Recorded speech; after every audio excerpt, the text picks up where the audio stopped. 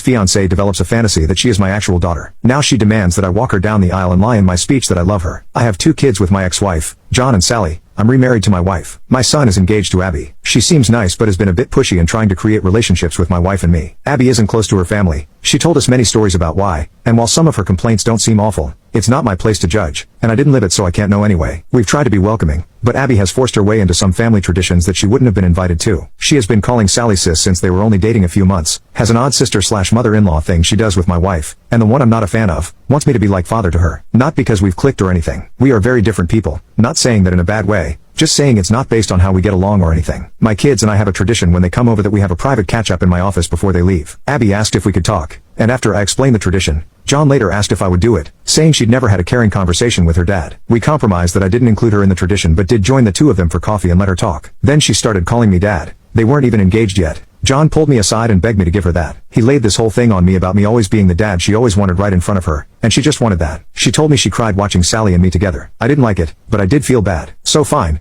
I gave her that. She wants me to walk her down the aisle in the father/daughter dance. I don't want to walk her down. I walk with a cane, so dancing is hard. At my wedding, I only danced twice. John is begging me to do one, preferably in the aisle. They came over on Sunday. John and I were talking, and I thought I would address it when Ab walked in without knocking, asking if he'd told me yet. I asked what. John said she wanted me to say something about having a second daughter now in my speech and how I loved her. I just looked at him. She asked if I'd do the walk and dance for Sally. I said of course. She yelled she's my daughter too, and I said it will never be the same. Sally is my actual daughter. I tried to explain that I'd talk about her being a happy addition to the family and that I love how happy she makes Jack, which I thought was a good compromise, but she started crying. John apologized, and they left, but he called me when they were home, nearly begging me to. Update,